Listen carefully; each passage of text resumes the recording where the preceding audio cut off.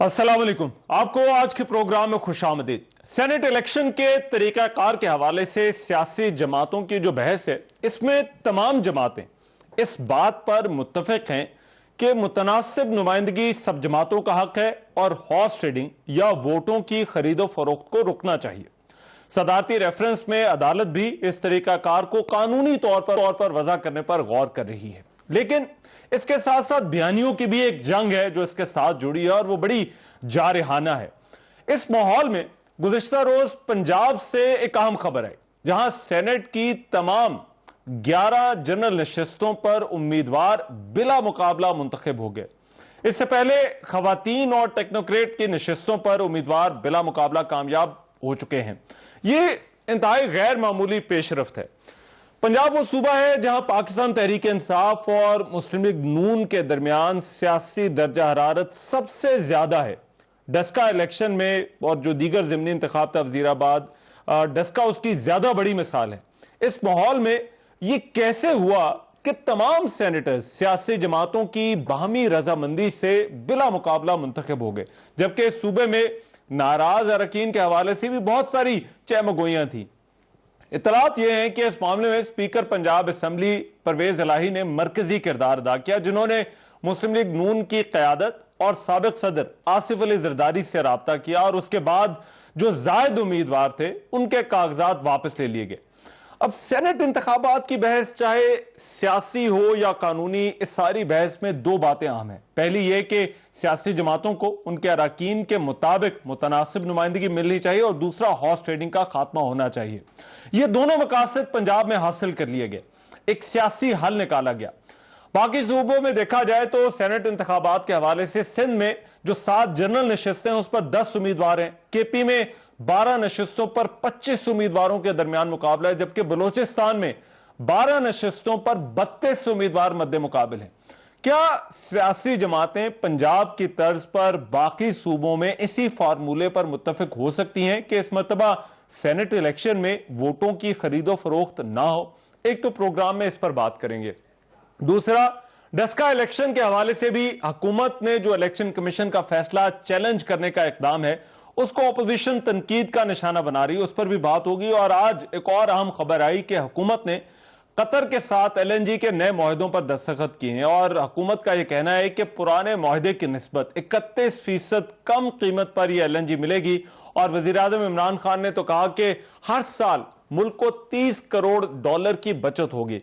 इन मुआहदों पर अपोजिशन की बड़ी तनकीद रही है LNG की खरीदारी के हवाले से, इस पर भी आज के प्रोग्राम में जो है वो बात करेंगे। वेरी क्विकली मेरे साथ आज के प्रोग्राम में जो मेहमान मौजूद होंगे उनका मैं बता देता हूं।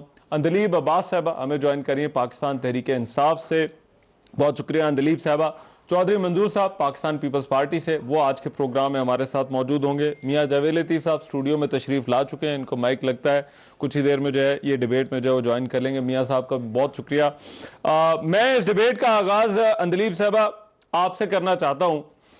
पंजाब वो जगह है जहां पर सियासी दर्जा हरारत आपको पता है, और खास तौर पर पाकिस्तान तहरीक इंसाफ और मुस्लिम लीग नून के दरमियान जो हालात रहे, डस्का इलेक्शन मैंने अपने इब्तदाई में कहा कि ये उसकी एग्जाम्पल है। सियासी हल ऐसा लगता है कि जहां पर निकाला जाने की जो है ना वो विल हो, वहां पर निकाला जा सकता है। आपको लगता है कि हुकूमत ने ये जो तमाम कोशिशें की हैं, हुकूमत का दावा रहा है कि सेनेट इंतखाबात को शफाफ बनाना चाहते हैं, कोई ये कोशिश भी की जा सकती थी? शुक्रिया रहमान। सबसे पहली बात तो यह है कि बिल्कुल सेनेट के इंतखाबात में हमने हर तरह से कोशिश की है, और उसमें चाहे आप कह लें कि जी हमने नेशनल असेंबली में अक्टूबर में बिल रखा, और उसके बाद आपने देख ही लिया कि जो ताउन हमारे साथ ऑपोजिशन ने किया। उसके बाद हम ऑब्वियसली उसकी तशरीह के लिए कि जी आइन की उसमें तरामीम की ज़रूरत है या कानून जो रूल्स हैं उनमें ज़रूरत है, हम वहाँ भी गए, सुप्रीम कोर्ट में भी, वो भी उसका रिजल्ट आना है, और हमने ऑर्डिनेंस भी ले किया, क्योंकि हम वाकई ये चाहते थे कि ये जो एक ट्रेडिशन है जिसमें कोई शक व शुबा नहीं है, जिसमें तमाम जमातें जो हैं वो रिटन कमिटमेंट्स भी दे चुकी हैं, बैठ के कह भी चुकी हैं कि जी ये हॉर्स ट्रेडिंग होती है, ऐवान का तकद्दस पामाल होता है। और इसमें अब वीडियोस भी आ चुकी हैं, सब एविडेंस आ चुके हैं कि किसी तरह से हम कन्विंस करें कि जी इस जो धांधली और हॉर्स ट्रेडिंग है और जो नॉन ट्रांसपेरेंसी है और ज़मीर फरोशी है, इसको रोका जाए। लेकिन अनफॉर्चुनेटली वो आपने देख ही लिया क्या हुआ। हम अकेले एक आवाज हैं, अभी के यही आवाज आपको पता है सीओडी में भी थी, चार्टर डेमोक्रेसी में भी थी, यही आवाज आपको पता है 2015 में सेनेट में कमेटी ऑफ द होल में उन्होंने रजा रबानी साहब उस वक्त चेयरमैन थे, जो आज खड़े होके सुप्रीम कोर्ट में इसके खिलाफ मुकदमा लड़ रहे हैं, वो भी थे। लेकिन हमने पूरी कोशिश की, बिकॉज हम तो कोशिश करते रहेंगे। उसके अलावा आपको पता है कि पंजाब क्या में आपको क्या लगता है ये पंजाब क्यों हो गया, बाकी जगहों पर जो है वो क्यों नहीं हो सका या हो सकता? एक्चुअली मैं तो ये समझती हूँ, या मुझे जो पता चला है, मैं आई विल नॉट क्लेम कि मैं कोई एक्सपर्ट हूँ, लेकिन कि जो छोटे सूबे होते हैं उनमें कम रिक्वायरमेंट होती है, और जितना छोटा सूबा होगा उतना आसान है वहाँ हॉर्स ट्रेडिंग करना, क्योंकि वोट कम चाहिए होते हैं। तो अब जो बलूचिस्तान और केपी है उसमें ट्रेडिशनली आसान है हॉर्स ट्रेडिंग करना और ये जमीर फरोशी करना। पंजाब में चूंकि सीटें बहुत ज्यादा हैं, सिंध में भी ज्यादा होती हैं, तो इसमें इतनी आसानी से वोट की जो ट्रेडिंग होती है वो नहीं होती। वो इसीलिए बलूचिस्तान में वहां पर 12 सीटें मगर 32 कैंडिडेट हैं, और केपी में भी जो है वो इसी तरह से 22 कैंडिडेट हैं। मगर अगर मुझे 1 मिनट दें, मैं जरा चौधरी मंजूर साहब से पूछूं। चौधरी मंजूर साहब, ये आपकी जमात तो बड़ी डायलॉग पे बिलीव करती है, आपकी क़यादत भी, ये क्यों पंजाब के अंदर क्यों और बाकी जगहों पर जो है वो क्यों नहीं हो सकता? क्या आपको क्या लगता है, इसकी क्या वजह क्या है? देखिए, पहली तो बात यह है कि कल हम गए वहां पे मरियम नवाज के पास, और वहां पे उन्होंने हमें मुस्लिम लीग नून ने बाज़ाब्ता रिक्वेस्ट की कि आप अपना कैंडिडेट विड्रॉ कर लें। तो हमारी हुकूमत से बात हो चुकी है, और हम जो मतलूबा मिकदार है उसमें नून के पास कुछ ज्यादा थे, और हमें नून ने कहा था कि जो हमारे ज्यादा वोट हैं वो हम आपको दे देंगे, आपके कैंडिडेट को दे देंगे। तो जब उन्होंने कहा कि नहीं, हमारा हम सेफ रहना चाहते हैं, तो हमने अपना कैंडिडेट वहां पे ही फैसला कर लिया। चेयरमैन साहब ने कहा कि ठीक है, आप ये चौधरी साहब कह रहे हैं कि ये मरियम नवाज साहिबा की रिक्वेस्ट, और आगे मैं बाज़ाब्ता वहां पे मौजूद था, खाने की टेबल पे बात हुई है, और वहां पे ही फिर फैसला हो गया। दूसरी बात ये देखें ना, इनको अब तकरीरें बंद करनी चाहिए। अच्छा, ये मैं नहीं कह रहा, इनका अपना लियाकत जतोई जो साबका सदर है सिंध का, वो कह रहा है कि इन्होंने ये अबड़ों को 35 करोड़ रुपए में टिकट बेचा है वहां, और इनके अपने बंदे बलूचिस्तान से कह रहे हैं कि इन्होंने बलूचिस्तान वाला 60 से 70 करोड़ रुपए में टिकट बेचा है। ये तो सुना था कि लोग सेनेटर्स को खरीदते हैं, ये पार्टियों को खरीदने वाली बात पहली बार, और ये हम नहीं कह रहे, ये इनके अपने लोग कह रहे हैं।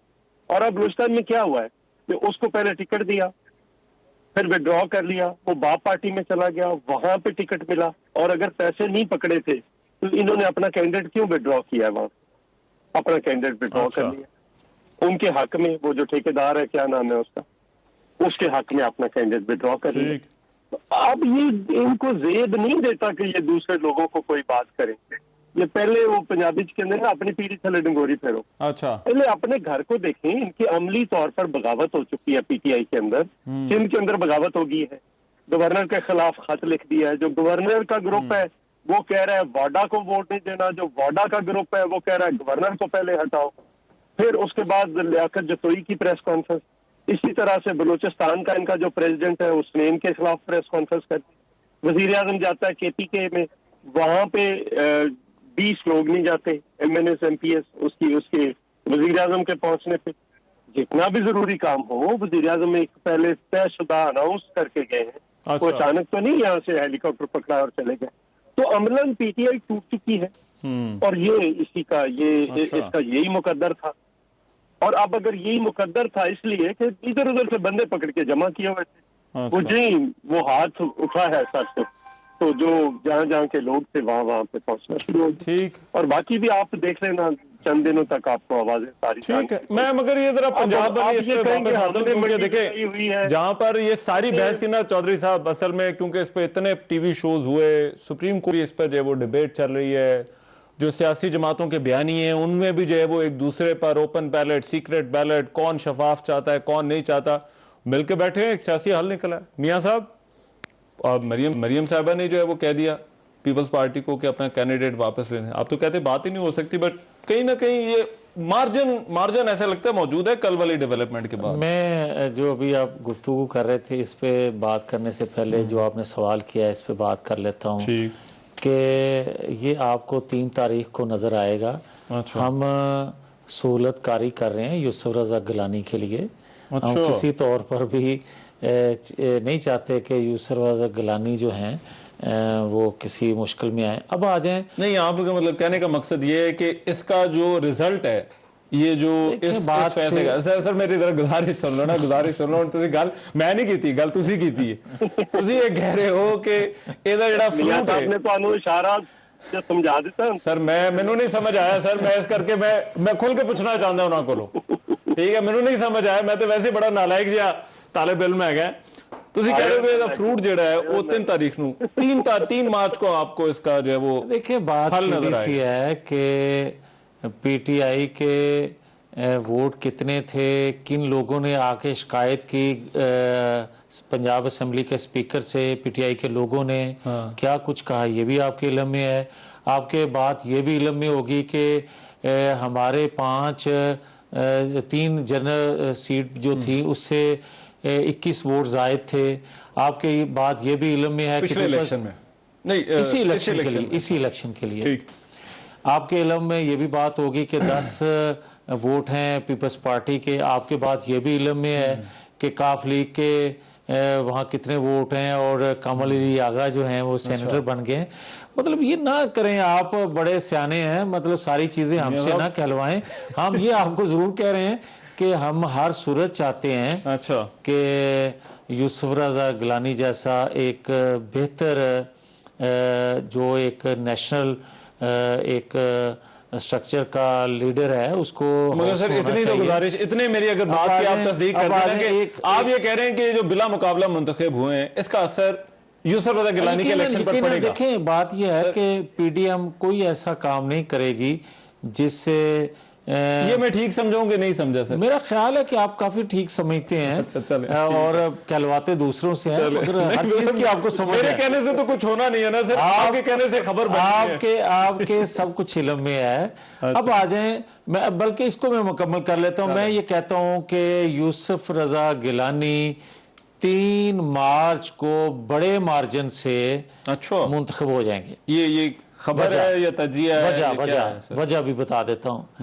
वजह यह है कि पीटीआई के जो अरकान असेंबली हैं 2.5 सालों में जो कुछ हुकूमत वक्त के करतूत हैं, वो सूबे पंजाब में हों, खैबर पख्तूनख्वा में हों, बलूचिस्तान में या वफाक में, उन्होंने जो कुछ किया है लोग मुंह दिखाने के काबिल नहीं रह गए अपने हलकों में। जब ये जाते हैं लोग इनके हाथों में थमा देते हैं गैस बिजली के बिल, लोग इनके हाथों में थमा देते हैं अपने प्यारों की अद्वियात के बिल, लोग इनके हाथों में थमा देते हैं किराने वाले दुकानदार के उधार जो है कि भाई हम जाएं तो जाएं किधर।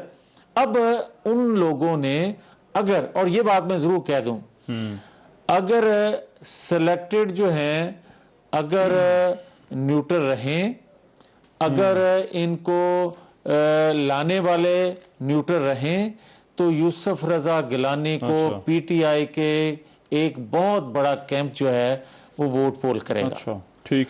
अब आगे जो सेनेट का आप जिक्र कर रहे थे, अच्छा कोई रह गई? वैसे आपने काफी सारी बातें कर ली हैं, रहने देता हूं, अगर करना पूछना चाहते हो तो कर देता हूं। बातें बहुत ज्यादा हो जाए। नहीं, मैं पहले ये वाली जो बातें हुई हैं इनका मैं जरा जवाब तो ले लूं जरा दिलीप साहब से। दिलीप साहब, मेरे ख्याल है 3 चीजें जो मेरी नजर में इंपॉर्टेंट हैं, जो अभी चौधरी साहब ने, मियाँ साहब ने जो है वो बातों में कह दी हैं। पता नहीं मैं सही समझाऊं या नहीं समझाऊं, मगर नंबर 1 मरियम नवाज की रिक्वेस्ट पर जो है वो कैंडिडेट विड्रॉ हुआ।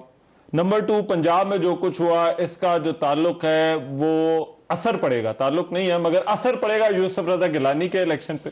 और तीसरा मियां साहब का दावा है, अब वो पता नहीं कॉन्फिडेंस, उन्होंने बड़े कॉन्फिडेंस से खबर दी है तो दावे और वो उनकी इतला जो है वो उसमें फर्क करना मुश्किल है। वो कह रहे हैं बड़े मार्जिन से यूसुफ रजा गिलानी इलेक्शन जीत जाएंगे।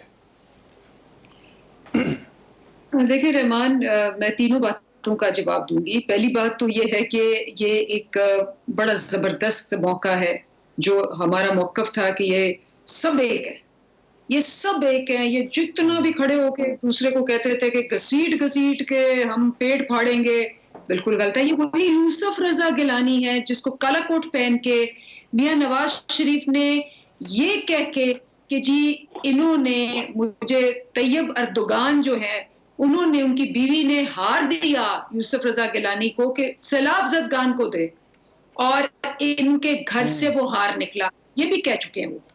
तो उसके बाद अगर अब वो मोतबर हो गए हैं और वो चाहते हैं कि उनको करें, ये उनका हक है।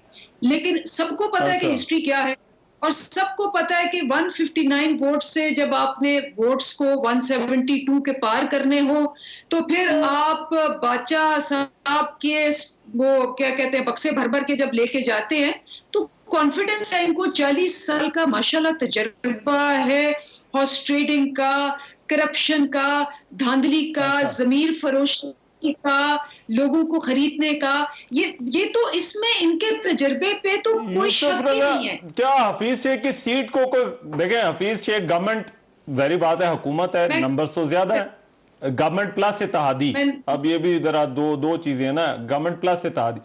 क्या कोई खतरा है हफीज शेख के इलेक्शन में हुकूमत को, ये जिस तरह से इशू बन गया दिलीप साहब? देखिए हमारे लिए तो हम तो अवाम को दिखा दिया और अवाम इनको देख रही है कि हम तो हर तरह की कोशिश करेंगे और करते रहेंगे। आपको याद होगा कि जब हम आए थे 2013 में केपी में, हमने कहा था इलेक्ट्रॉनिक वोटिंग होनी चाहिए, और हमने वहां 2 मॉक्स भी किए थे, वो नहीं मानी गई। फिर हमने 2015 के इलेक्ट्रल रिफॉर्म्स में ये शो ऑफ हैंड्स, जिसमें नवाज शरीफ साहब ने भी कहा था कि शो ऑफ हैंड्स होनी चाहिए, और इलेक्ट्रॉनिक वोटिंग की बात भी की थी कि किसी इंसान के हाथ का वो मसला ना रहे।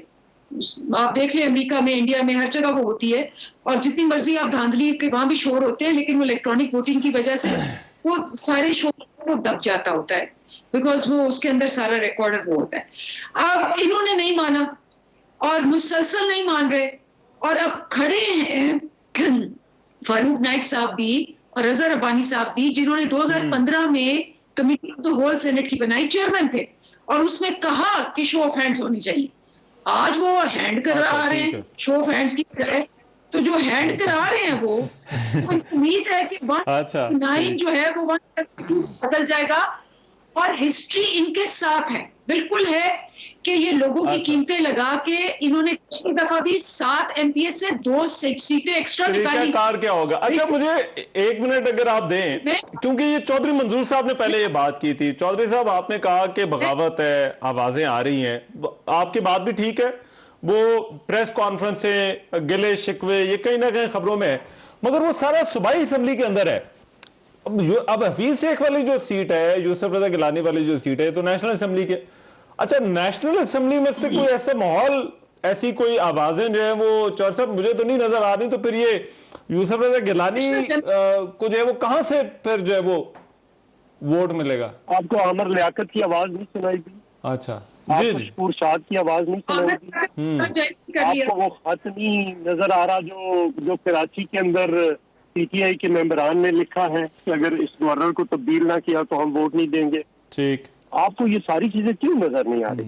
नहीं अब तो आपने याद करा दी है, मगर असल में प्रॉब्लम किधर है? अच्छा, ये भानुमती का कुनबा था, इधर उधर से जोड़ा हुआ था, अब वो सारे अपनी अपनी बोलियां बोल रहे हैं, ये पार्टी तो है कोई नहीं।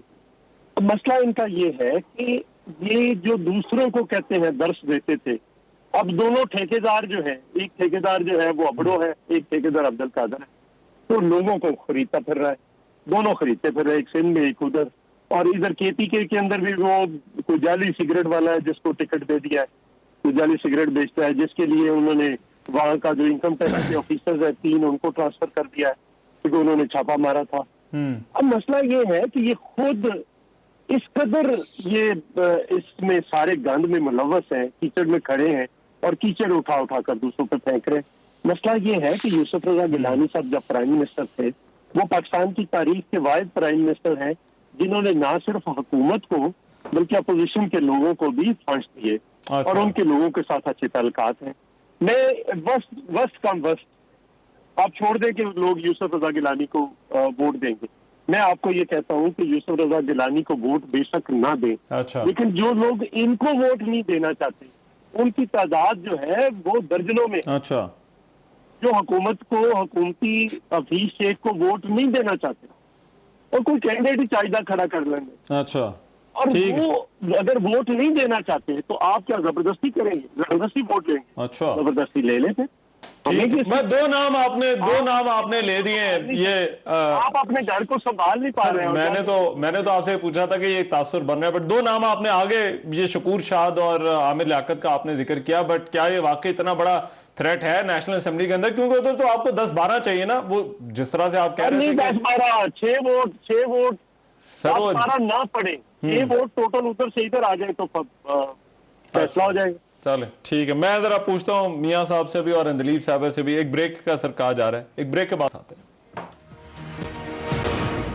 ब्रेक के बाद प्रोग्राम में एक मरतबा फिर से खुशामदीद। मुतनासिब नुमाइंदगी और हॉर्स ट्रेडिंग का खात्मा, ये दो इशूज हैं सेनेट की बहस का महवर और मरकज हैं। क्या सियासी हल मुमकिन है? जो पंजाब में एक फार्मूला कल हमने देखा है, क्या वो बाकी सूबों में फार्मूला हो सकता है? मियां साहब, जहां पर आपने एक जगह से जो है वो इस तरह से बात कर ली, बाकी सूबों में भी तो हो सकती थी। हो सकता है आपको जिस असरात का आप जिक्र कर रहे हैं यूसुफ रजा गिलानी के इलेक्शन पे, उस पर ज्यादा असरात पड़ जाते।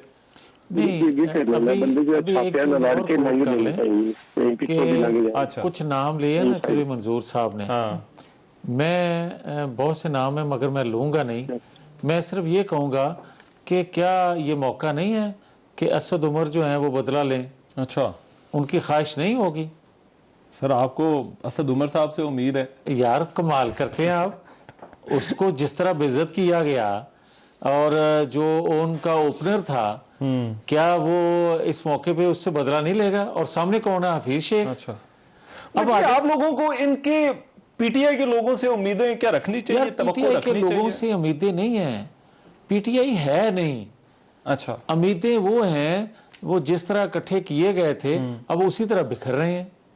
एक चीज मैं और आपको बताऊं, आप कहते हैं हार्स ट्रेडिंग, आप कहते हैं मुतनासिब नुमाइंदगी, दो इश्यूज हैं। देखिए बात यह है कि कोई कानून जो है ख़ास तौर पर अगर आइन में तरमीम करके आप बनाते हैं तो कभी ऐसा नहीं होता कि उसकी अहमियत वो हो अच्छा कि जो आप अक्सरियत से बना लें। आप आइन में तरमीम करते हो कंसेंसस से। आज तक 73 का आइन जो है उसको मुकद्दम और तमाम पॉलिटिकल फोर्सेस जो हैं, यहाँ तक के जो पॉलिटिकल फोर्सेस नहीं भी हैं वो भी उसको अहमियत देती हैं कि कंसेंसस से हुआ था। अब अगर ये उसमें संजीदा होते कि शो ऑफ हैंड के हवाले से, तो मुझे ये बताएं कि या तो ये बिल्कुल बहरे हैं या इनको भेजा नहीं इनका कोई है, कानून से नावाकफ हैं, आइन से नावाकफ हैं कि 2/3 अक्सरियत के बगैर तो आप ये कानून साजी कर नहीं सकते थे। अच्छा। और आप चले गए सुप्रीम कोर्ट, और सुप्रीम कोर्ट अभी फैसला नहीं हुआ, आप सदारती ऑर्डिनेंस लेकर आ गए हैं। इससे आप इनकी संजीदगी का आलम का अंदाजा कर सकते हैं। असल बात यह है, बट आपने कहा कि मियां साहब के 2 लोगों के तो नाम चौधरी साहब ने लिए, मगर आप मजीद नाम नहीं लें। आप लोगों से राब्ते में हैं पीटीआई के अरकान? अच्छा, फिर इस पे मैं बात करने से पहले थोड़ा सा ये भी अर्ज कर दूं कि देखें, कानून जब बनते हैं तो यकीनन पॉलिटिकल फोर्सेस जो हैं उनका कोई विजन होता है, उनका कोई दूर देखने की सलाहियत, कोई लीडरशिप रखती है, मुशावरत करती है, मगर यहाँ तो वो उस नाम की कोई चीज़ नहीं है, मुशावरत नहीं है, कोई चक्कर ही नहीं है। अब आ जाएं जो आप बात कर रहे हैं कि क्या आप शो ऑफ हैंड की हमायत करते हैं या मुखालफत करते हैं, हम इसके हामी हैं, मगर हो क्या रहा है, इनको जो वहम है, जो इनको अंदर से चीज खाए जा रही है, वो ये है कि वोटर ने पैसे नहीं पकड़े।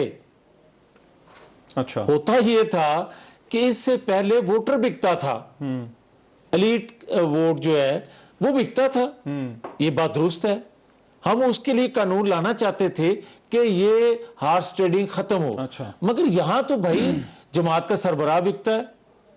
आप ये देखें कि एक अब्दुल कादर का आप जिक्र करें, या वो सैफ साहब जो हैं, या और कई साहब जो हैं, वो साहबान जो हैं उन्होंने वोटर्स को नहीं खरीदा, उन्होंने डायरेक्ट अप्रोच किया चेयर को।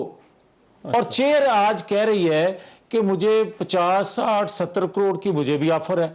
मुझे ये बताएं रहमान साहब, जब तक मेरे में लचक नहीं होगी मुझे खरीदने की कोई ऑफर नहीं करेगा। ठीक, जब मेरे में लचक आएगी तो मुझे बोलियां मेरी लगेंगी। एक सेपरेट बहस है।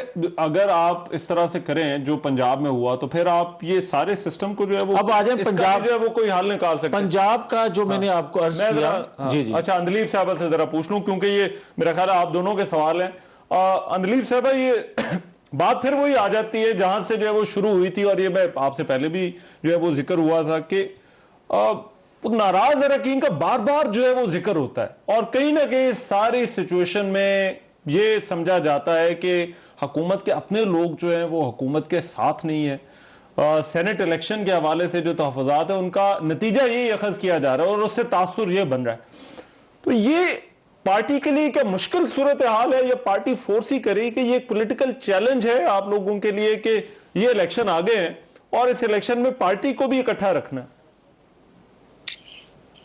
ये देखें रहमान, मैं बिल्कुल इनकी समझती हूँ, जिस माइंडसेट से, तजर्बे से ये आ रहे हैं, मैं बिल्कुल इनकी बात समझती हूँ। क्योंकि देखें, इनकी जमातें हैं बादशाहत वाली, वहां तो कोई बोल ही नहीं सकता, जुर्रत ही नहीं है किसी के बोलने की। अब ये देखें कि जो थे इसहाक डार साहब, वो भाग चुके थे, उनको एब्सकॉन्डेड डिक्लेयर कर दिया गया था, वो लंदन बैठे हुए थे, और हकान अब्बासी साहब ने खुद, जो प्राइम मिनिस्टर थे, उनको यहाँ से स्मगल करके बाहर भेजा, क्योंकि उनके ऊपर केसेस चल रहे थे यहाँ नैब के, और उन्होंने गिरफ्तार होना था। उसके बावजूद उनको यहाँ सेनेटर की टिकट दे दी गई और जीत भी गए, वो हल्फ भी नहीं लेने आए, और उनको पैसे टैक्स पेयर के जाते रहे। एक बंदा इनकी जमात से नहीं बोला, क्योंकि वो समधी थे। और इनकी पार्टियों में क्या होता है, इनकी पार्टियों में कल्चर है कि जी समधी हो, चाहे जो मर्जी वो करें, इकोनॉमी के साथ करें, बाहर भाग जाएं, लेकिन आपने उनको वो सीटें देनी है। तो मैं बिल्कुल समझती हूँ कि ये किस बैकग्राउंड से आ रहे हैं। इनके लिए बड़े अचंभे की बात है कि हमारी पार्टी में लोग बोलते हैं, और शुरू से बोलते हैं, हम सब बोलते हैं, और लेकिन बात क्या होती, बात ये होती है कि पार्टी वाले एक दफा जब एतराज करते हैं, उसके बाद जब एक दफा फैसला हो जाए, वो पार्टी का डिसिप्लिन होता है। अब दूसरी बात इन्होंने कहा कि जी इनकी तो इधर उधर से पार्टी है, पार्टियों से लोग आए हुए हैं। ये जरा अपना हाल देखें कि 11 मिला के भी, 11 जमातें मिला के भी, 11 जमातें मिला के ये लाहौर में जो इनकी बिस्ती हुई, वो मीनारे पाकिस्तान में, उसके बाद इलेक्शन कमीशन पे गए थे जब एहतजाज करने, तो सड़क नहीं भरी जा रही थी। ये 11 जमातें मिला के इनका हाल है।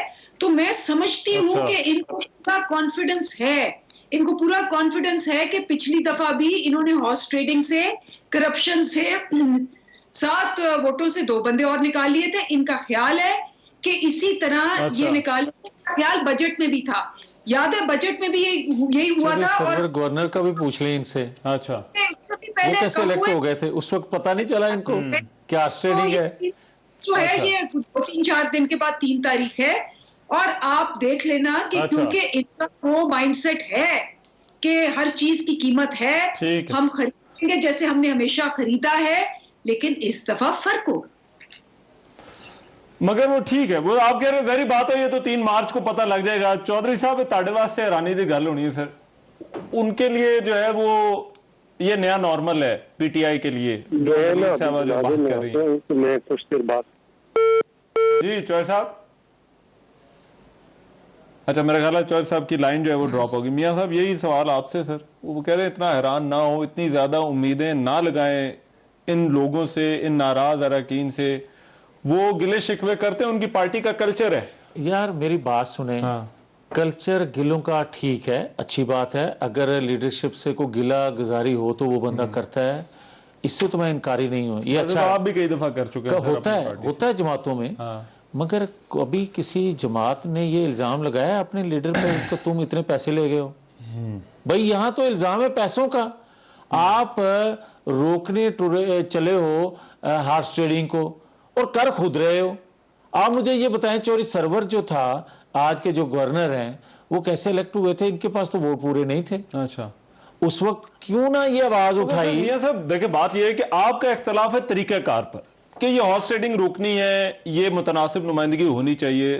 तो सेनेट इलेक्शन के बाद कोई बात हो सकती है? आप ये कहें कि ये इलेक्शन हो जाए 3 को, उसके बाद जो है वो बात कर लें। क्या आप तैयार हैं इस काम के लिए? क्योंकि पीपल्स पार्टी कल कायरा साहब थे शो में, उन्होंने कहा जी हम तैयार हैं, बात कर लें, ये दोबारा से जो है वो इस पे इनसे बात हो सकती है। मेरी बात सुने, क्योंकि कमिटमेंट तो है ना चार्टर ऑफ डेमोक्रेसी। मेरी अर्ज सुन लें। अच्छा, बात यह है कि ब्रेक के बाद सर जरा कर लें बात। ठीक है, एक ब्रेक के बाद जरा इसी पॉइंट से जरा डिस्कशन की, क्या इस इलेक्शन के बाद को बात हो सकती है या नहीं होती?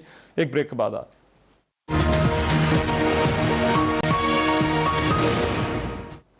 ब्रेक के बाद प्रोग्राम में एक मरतबा फिर से खुशामदीद। मुतनासिब नुमाइंदगी, हॉर्स ट्रेडिंग का खात्मा, क्या सियासी हल मुमकिन है, इस पर बात हो रही थी। मियां साहब मुझे डस्के इलेक्शन पे भी जरा बात करनी है, मगर ये वेरी क्विकली आप ये जरा बात कर दें कि क्या इलेक्शन के बाद आपका मेन एतराज तो तरीकाकार पर है, तो क्या इलेक्शन के बाद कोई बात हो सकती है? देखिए, जो है ना, इलेक्शन के हवाले से रिफॉर्म्स वो मुकम्मल होनी चाहिए। ये नहीं कि आप सेनेट का इलेक्शन देखें और उसके बाद फिर आप वही चीज़ें रहने दें। आप तमाम पॉलिटिकल फोर्सेस को बिठा के आप उनका इनपुट लें, उसके बाद जिस तरह मैंने पहले कहा कि कंसेंसस से अगर कोई कानून बने तो उसकी अफादियत होती है। ये जो पोलराइजेशन होती जा रही है और जो डस्का में हुआ है, वो ऐसा लगता है कि फिर बल्दियाती इंतखाबात में हर जगह फिर इसी तरह का जो है माहौल जो है वो हमें देखने को मिलेगा, अगर ये सियासी जमातें हमारी सारी एग्री ना हुई कि इलेक्शन जो है वो किस तरह से करवाना है। देखिए, एक तो यह है कि मुझे तो दूर दूर तक बल्दियाती इलेक्शन नजर नहीं आते। अच्छा, वजह यह है कि अगर ये संजीदा होते तो 2.5 साल पहले करवा चुके होते। दूसरा यह है कि ये नज़र नहीं आ रहे आइंदा हुकूमत में। ये मुझे तो कुछ हफ्तों का खेल लग रहा है। अच्छा, मैं ये समझता हूँ कि किसी तौर पर भी इनमें ना अहलियत थी, ना है, और ना ये किसी काम में संजीदा है। आप ये देखें, महंगाई हो, कर्जा हो, आप करप्शन हो, रिफॉर्म्स के हवाले से, गवर्नेंस के हवाले, कोई चीज़ है। कल इन्होंने एक नई छोड़ दी, इन्होंने कहा जी कि मैं श्रीलंका आया हूँ ना, तो श्रीलंका के प्राइम मिनिस्टर से मैं एक फार्मूला लेके आ रहा हूँ कि महंगाई को कैसे कंट्रोल करना है। ओ भाई साहब, आपने 2.5 साल कचूंबर निकाल दिया इस अवाम का। अगर आपने फार्मूले बाहर से ही लाने थे तो 2.5 साल पहले चले जाते। बट अभी जरा ये इंतखाबी इस्लाहात वाले पे जरा बाद में आते हैं, वो उस पर वापस आते हैं। मैं ये जरा महंगाई वाला भी बात करूंगा, मगर अंदलीब साहबा, ये तरीकाकार पर अगर जो है वो बुनियादी इख्तलाफ है, तो क्या बाद में जो है वो कोई बात हो सकती है? क्योंकि जाहिर बात है आपको आगे बल्दियाती इलेक्शन भी कराने हैं, हुकूमत तो आगे चल रही है, तो फिर ये जरूरत नहीं है आपकी इंतखाबी इस्लाहात इस वक्त इस सारे मामले को ठीक करने के लिए? जी देखिए, अभी तो हम इंतखाबी इस्लाहात के ऊपर आप देख लें, 4 महीने से इन्होंने क्या किया हुआ है। आपको याद होगा अक्टूबर में ये बिल आया, उससे पहले आपको याद होगा कि जब फैटफ के बिल आ रहे थे तब भी यही था कि जी हमें पहले एनआरओ दो, वो 34 शिकें जो है पहले मानो। अभी भी जो रैली शुरू हुई है उस पर यही था कि जी तस्वीरें लेके आ गए शहबाज शरीफ की, खुर्शीद शाह की, और उस पर जनाब जी वॉकआउट हो रहा है, ये हो रहा है, वो हो रहा है। अवामी इशूज का तो इनको परवाह ही नहीं है। अब इनका जो कंडीशन है ना कि पहले तुम ये सारे जो ये है नैब के केसेस ये बंद करो, हमारे बंदे जो करप्शन में हैं उनको करो, और उसके बाद फिर हम तुम्हारे साथ ताउन करेंगे। तो इस पे तो ऑब्वियसली देखें कोई बात नहीं हो सकती ना। हम अगर इनको कह रहे हैं, और आपको याद होगा कोरोना की 2 कमेटियां बनी हुई, स्पीकर ने इनको खत लिखे कोरोना पे, जब लोगों की जाने जा रही कि आप आए, ये तब भी नहीं आए। क्योंकि ये फैटफ का, और आप अच्छा। देख देखें कि अगर फैटफ के बिल ना पास होते, ये वॉकआउट कर गए थे, अगर फैटफ के बिल ना पास होते। देखिए अभी ये देखिए ऑपोजिशन के साथ अभी ऑपोजिशन की एक मेंबर असेंबली थी जिनका बिल था बच्चों पर तशद्दुद के हवाले से, वो भी मुतफिका तौर पर मंजूर हुआ। कहीं ना कहीं ऐसा लगता है कि जहां पर हुकूमत और ऑपोजिशन चाहे वहां पर बात हो सकती है, तो फिर क्या इस तरफ कोशिश नहीं की जानी चाहिए? जी, हम यही कहते हैं, देखिए हमने इनका जो कॉर्पोरेट पनिशमेंट का बिल था, और मैं तो स्टैंडिंग कमेटी में हूँ एजुकेशन की, और इनके सारे जो बंदे हैं मेरे साथ जो है, तो पूछ लें कि कितना हम सपोर्ट करते हैं हर किस्म की इस चीज को। नंबर वन, आपको याद होगा ज़ैनब अलर्ट बिल आया था 3 साल पहले, असद उमर साहब उस वक्त ऑपोजिशन में थे, वो लेके आए थे, इन्होंने नहीं पास होने दिया वो, अभी कि वो बच्ची का बिल था। और उसके बाद ये गया ह्यूमन राइट्स कमेटी के, जी कमेटी में चला गया, कमेटी में 1 साल रहा, और उसके हेड कौन थे? बिलावल जरदारी साहब। फिर हमने बहुत जब शोर मचाया, फिर वो पास हुआ। तो ये तो इनका अपना हाल है कि ये हर चीज पे ये ब्लैकमेल करके ये कहना चाहते हैं कि किसी तरह से ये काम बंद हो जाए। अभी भी देखें क्या कह रही है। अब मेरे साथ तारिक फजल साहब थे, चौधरी साहब थे, उन्होंने कहा जी ये जो कुछ भी इसमें कोई भी एस्टैब्लिशमेंट का हाथ नहीं। हकान अब्बासी साहब ने कहा कि जो कुछ भी डस्के में हुआ, जमीनी मखलूक उसमें इन्वॉल्व नहीं है। अब आपस में देखें कि इनका एक रब्त नहीं मिलता। ये सिर्फ चाहते हैं कि जब इनके हक में फैसला आए तो उस वक्त ठीक है, सब मखलूक भी ठीक है, सब क्या नाम है, सब लोग भी ठीक है, इदारे भी बहुत अच्छे हैं, जस्टिस कयूम वाला बंदा मिल जाए तो अदालतें भी बहुत अच्छी हैं। नहीं तो वो जो 5 बुत है, वो जिन्होंने फैसला दिया था, इनको गॉडफादर कहा था, अच्छा,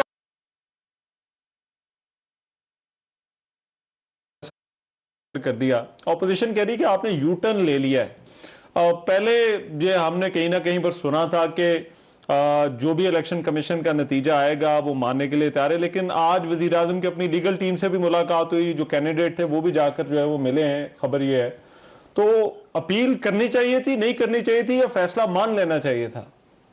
देखिए फैसला एक दो तरीके ना, आपकी अपनी रिजर्वेशंस होती हैं, आप फैसले से इख्तलाफ करके हायर कोर्ट्स पे जाते हैं, और ये बहुत लीगल प्रोसेस है। हाँ, आप फैसला तब नहीं मानते जब आपको बुलाता है अदारा और आप पत्थर लेके जाते हैं नैब को, जैसे मरियम के पूरी कंटिजेंट के साथ गई और वहां पत्थर लेके मारा। यहाँ आप वो सुप्रीम कोर्ट पे हमला करते थे। हमने तो बिल्कुल कहा कि हमें इख्तलाफ है, हमने फैसला माना है, अब हम अपनी रिलीफ के लिए एक और कोर्ट में जाएंगे। ये नॉर्मल तरीका करने का।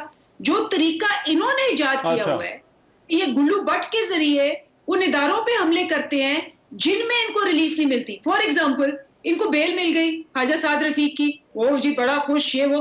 अच्छा, उसी जो है अदालत ने कहा, ये उनके वहां जो चीफ जस्टिस है, उनके ये बयानात है कि नवाज शरीफ साहब अवाम को धोखा देके एक कन्विक्टेड है, रेफरेंस्ड है, कैदी हैं, मुजरिम हैं, से भाग गए हैं, और आंसुओं में छोड़ के अवाम को ये चकमा देके भागे, इनको वापस बुला लिया, उनके खिलाफ बोलना शुरू कर दिया। ये तो नहीं, डस्के वाली जो अपील है, अगर 1 मिनट दें मैं, क्योंकि ये ऑपोजिशन का एतराज है। मियां साहब, उनका कानूनी राइट है, आप क्यों उन पर जो है वो एतराज कर रहे हैं इस राइट को एक्सरसाइज करने पर? रहमान, पहली बात तो यह है कि हम किसी तौर पर भी एतराज नहीं कर रहे हैं। अच्छा, हक है अपील करने का जो इनका राइट है। हाँ, मगर मुझे ये बताएं कि अगर ये जीत रहे होते, अगर इनको लोग वोट पोल कर रहे होते, अगर हमारी वाज़ेह अक्सरियत ना होती, तो फिर ये कभी अपील में ना जाते, 18 तारीख को इलेक्शन लड़ने के लिए आते। अच्छा। पहला हमारा मौक़िफ़ ये है। दूसरा हमारा मौक़िफ़ ये है कि मुझे ये बताएं कि आज जिन बेज़ाब्तियों का जिक्र कर रहे हैं, आज जिन प्रिजाइडिंग ऑफिसर का जिक्र कर रहे हैं, आज जिस फायरिंग का जिक्र कर रहे हैं, आज जिस आरओ की शिकायत कर रहे हैं, आज वो नौशहरा की जो बात कर रहे हैं इनके एक वजीर साहब कि वहाँ भी धांधली हुई है। मुझे ये बताएं, खैबर पख्तूनख्वा में, पंजाब में, वफाक में हुकूमत किसकी है? ये सारी की सारी चीज़ों को ड्रेस करना किसकी जिम्मेवारी थी? ना मेरी थी, ना आपकी थी, ये हुकूमत का काम था फेयर फ्री इलेक्शन करवाना। अच्छा। और एक चीज़ मैं और बताऊं, असल चीज़ जो है, आप जाएं जी ठीक है, आपको एतराज होगा चीफ इलेक्शन कमीशन के फैसले पे, आप अपील में जा रहे हैं। आप मुझे ये बताओ कि जिन्होंने बेजाब्तगियां की हैं, जो इसमें मुलव्वस हैं, अगर आपके कहने पे उन्होंने नहीं किया तो आप उन ऑफिसर्स के लिए क्यों अपील में जा रहे हैं जिन्होंने वो सारा का सारा रोल अदा किया? ये कभी आपने देखा था? खुद ही उनको अगवा करने वाले हैं और खुद ही उनके अपील में जा रहे हैं। वजह क्या है? एक सेकंड के लिए आप, वजह यह है कि वो 22 लोग जो थे उनमें से 10 लोगों ने अप्रोच किया है मुख्तलिफ लोगों को।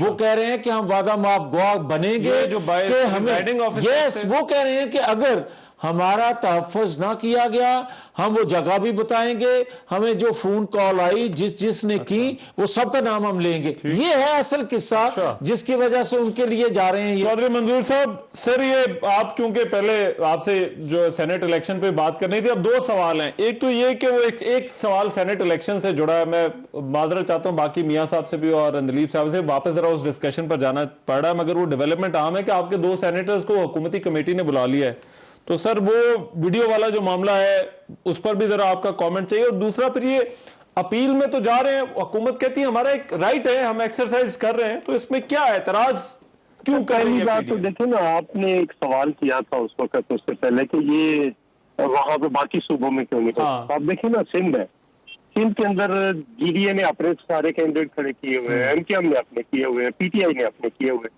तो किससे बात करें? हो सकता है हम किसी से बात कर लें, हमारी वहां पे किसी से हो जाए, जैसे यहाँ पे नून लीग और इन्होंने पीटीआई ने आपस में तय कर लिया, एडजस्टमेंट कर ली, ये उसको मुकम्मका कहते हैं, हम उसको एडजस्टमेंट कहते हैं। अच्छा। जैसे हुकूमत ने एएनपी के साथ केपीके में एडजस्टमेंट कर ली है, अब इसको ये मुकम्मका कहते हैं, हम इसको एडजस्टमेंट कहते हैं, चीफ एडजस्टमेंट कहते हैं। इसी तरह की कैफियत थी जब वो 2 अलग-अलग कैटेगरी है। एक तो ये पहले कंफ्यूज ये कर देते हैं, अच्छा, मतलब खातून की अलग कैटेगरी है और जो जनरल सीट है वो अलग कैटेगरी है, उसको अलग वोट पड़ने होते हैं, उसको अलग वोट पड़ने होते हैं। तो आपके लिए सर कंफ्यूजन है कि बात करें तो किससे करें? मेरी हाँ, बस एक तो ये कंफ्यूजन। अच्छा चौधरी साहब, मुझे अगर एक ब्रेक का कहा जा रहा है, एक मिनट जरा सर जरा, अच्छा, प्रायोरिटी में आपको 5वां वोट भी अगर आपका कैंडिडेट एलिमिनेट हो जाए, हाँ, तो 5वां वोट जो है वो हमें आकर पहला वोट मिल सकता है। ठीक है, बिल्कुल ऐसे ही। ये इनको समझ नहीं है किसी को, इनमें से सिर्फ एक बंदा है जिसको समझ है सेनेट इलेक्शन की, वो प्रवेश खटक है, वो वैसे इनसे नाराज बैठा।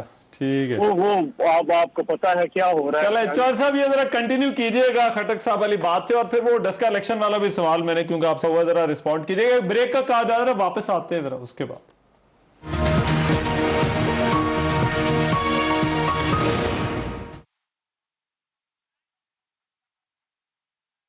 मंजूर साहब, एक तो आप बात कर रहे थे वो सेनेट इलेक्शन वाली के, बात आप करें तो किससे करें, और दूसरा ये डस्का इलेक्शन वाली जो अपील पर एतराज जो है वो क्यों ऑपोजिशन कर रही है? हम किस पे एतराज कर रहे हैं? जो अपील पे, वैसे वो ज्यादा एतराज नून लीग का है, मगर अगर आपका कोई कमेंट है तो आप। ये रोज भड़के मारते थे, पहले ही जाने से पहले कहा जो फैसला होगा कबूल कर लेंगे। अब आपने जितनी एविडेंस आई है, अभी तो हम समझ रहे हैं कि उन लोगों के खिलाफ एक्शंस होने चाहिए, उनके खिलाफ पर्चे होने चाहिए जिन्होंने ये सारा कुछ किया है। अगर प्रिजाइडिंग ऑफिसर्स ने अपने तौर पर किया है, उनके खिलाफ होनी, ठीक, और अगर उनको अगवा करके करवाया गया है तो जिन्होंने अगवा किया उनके खिलाफ पर्चे होने चाहिए। अच्छा, क्यों नहीं होने चाहिए? ये इस किस्म का तमाशा जो है इसको बंद होना चाहिए। और इनका जो हाई मॉरल ग्राउंड था कि हम तो फेयर एंड फ्री इलेक्शन चाहते हैं, वो सारा तो खाक में मिल गया। इनको मौका मिले, ये फासिस्ट माइंडसेट है, ये तो सारे का सारा तबाह करके तो अपने आप को जिंदा रखे। ठीक, अच्छा सर, मैं जरा फाइनल कमेंट ले लूंगा जावेद लतीफ साहब से। 2 चीजें थी जहां से हमने बहस शुरू की थी। एक, मैं असेंबली पहुंचूंगा अगर किसी ने वोट नहीं दिए। अच्छा, ठीक है। 2 चीजें थी जहां से हमने बहस शुरू की थी। हॉर्स ट्रेडिंग का खात्मा, मुतनासिब नुमाइंदगी होनी चाहिए, किस तरह से हो सर? सियासी कोई हल है आपके? देखें, बात सीधी सी है कि जब तक मौसूफ मौजूद हैं उस वक्त तक तो कोई हल नहीं है। वजह यह है कि वैसे ये पंजाब के लिए एडजस्टमेंट उनके होते हुए ही हुई नहीं है। उनके होते हुए नहीं हुई। ये काम है पंजाब असेंबली के स्पीकर का। अच्छा, आप मुझे ये बताएं कि पंजाब असेंबली के स्पीकर का रवैया और कौमी असेंबली के स्पीकर का रवैया, जमीन आसमान का फर्क आपको नजर आएगा। आप इसी तरह अपने रवैयों पे गौर करें कि आप चाह क्या रहे हैं। कश्मीर इशू हो तो प्राइम मिनिस्टर वहां खुद बैठते नहीं है, तो आप तो रखेंगे नेशनल इश्यूज पे किसी को इकट्ठा करने की। अब जो बात आप कर रहे हैं ना, देखें माल आपने पकड़ा हुआ है, बदनाम मैं हो रहा हूं। मैं चाहूंगा कि ये मसला सेटल हो जाए, मैं कभी नहीं चाहूंगा। फाइनल कमेंट जरा दिलीप साहबा, कोई सियासी आपको पॉलिटिकल हल मुमकिन लगता है कि ये फैसला फिर अदालत को ही करना है? देखिए, मैं इनसे बिल्कुल एम्पथाइज करती हूँ कि जैसे ये तड़प रहे हैं कि माल हाथ में पकड़ लेते हैं लोग, तो इसी का तो हल है कि आप शो ऑफ हैंड्स करें, तो फिर वो जो हाथ माल पकड़ता है वो नहीं, यानी यहाँ बैठ के कहना कि जी माल हाथ में पकड़ लेते हैं, जिसके लोग भी पकड़ते हैं, तो उसका तो बड़ा सिंपल हल है कि शो ऑफ हैंड्स करें तो कोई भी माल फिर वोट नहीं दे रहे वो। अच्छा, जिनसे माल पकड़ा हुआ वो वोटर वोट नहीं दे रहा। अच्छा, मैं कंप्लीट करूं। अच्छा, दूसरी बात ये है कि जी चले कर लें। होता क्या है कि आपकी अपनी जो सीटें होती हैं, जब आप के बीच में इलेक्शंस आते हैं, जिमनी इलेक्शंस आते हैं, आपकी अपनी सीट का इशू होता है। जैसे केपी में हमारी अपनी सीट थी, वी लॉस्ट इट, चाहे 3 से 4 हजार से जितना भी कॉन्फ्लिक्ट था, जो भी था, वहां हमने उसको पूरा, जिसको कहते हैं, उसका एनालिसिस भी करना है और ठीक भी करना है। यहाँ अच्छा, बड़ी माजरत से मेरी आदत नहीं है, मगर मुझे अंजलि बेबी एक सेकंड, मुझे ये बताएं कि खैबर पख्तूनख्वा का आप जिक्र बार बार करते हो, पीटीआई के लोग बिकने वाले, खरीदने वाले भी पीटीआई के लोग। चलें जी दिलीप साहब कर लें कंप्लीट, आप 30 सेकंड में चौधरी साहब से भी कमेंट ले लूं। क्या था कि ये लाजवाब हो रहे हैं, इसलिए इन्होंने मेरी बात में काट के मेरी बात नहीं, मैं फिर भी कहूंगी, मैं अपनी बात पूरी करूंगी। देखिए, इनकी 2 सीटें वजीराबाद, ठीक है, इनकी वजीराबाद की सीट में इनको 2018 में 59,267 वोट्स मिले थे और हमें मिले थे 27,431। इस दफा इनको मिले 53,903 और हमें मिले 48,484। चलें, वोट आपके बढ़ गए हैं। मेरे पास टाइम खत्म हो गया है। चौधरी साहब, 1 लाइन कोई हल आपको नजर आता है कि नहीं आता? सर देखिए, हल सियासी हल की मैं बात कर रहा हूँ, सियासी हल की बात कर रहे हैं, मिल बैठकर हो सकते हैं, लेकिन अच्छा। इनके हमने 125 लोगों के साथ अगर 18वीं तरमीम कर ली थी तो हो सकता है। अच्छा, लेकिन उनका अपनी ना तो नीयत है करने की, ये तमाशा करने की नीयत है, ठीक, तो तमाशा हो। ठीक है, बहुत शुक्रिया चौधरी मंजूर साहब, दिलीप साहब, बहुत शुक्रिया, मियां जावेद लतीफ साहब। आज के प्रोग्राम से इतने ही, कुछ ही देर में आप हेडलाइंस जो है और खबरनामा देख सकेंगे। मेजबान रहमान से कोई इजाजत दीजिए, अल्लाह ने के बाद।